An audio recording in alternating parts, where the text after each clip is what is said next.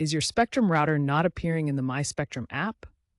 This often happens due to synchronization failures between your router and the app's cloud system. The app relies on your router communicating through DHCP and UPnP protocols to register with Spectrum servers. An IP address conflict, firewall block, or outdated router firmware can prevent this. A quick and effective solution is to reboot your router by unplugging it for 5 to 10 minutes, then plugging it back in.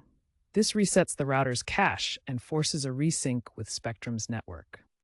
Ensure your My Spectrum app is logged into the correct account and connected to the same Wi-Fi network as your router. The My Spectrum app has integrated AI-driven diagnostics that auto-detect and prompt users through guided fixes. Try using this function to see if it detects any issues that are not being properly synced.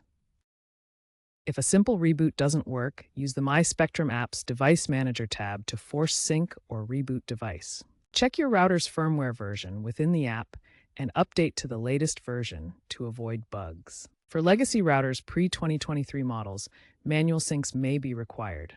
Spectrum recommends updating to the latest via the app to avoid bugs. A rising trend is the integration of IoT and smart home ecosystems, with Spectrum's routers increasingly compatible with platforms like Amazon Alexa and Google Home for seamless app syncing. If problems persist, contact Spectrum's Pro Support via the app for remote assistance. Remember, keeping your router's firmware updated is crucial for security and optimal performance.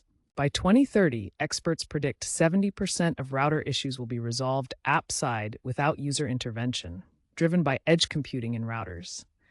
This means you should expect less and less issues over time.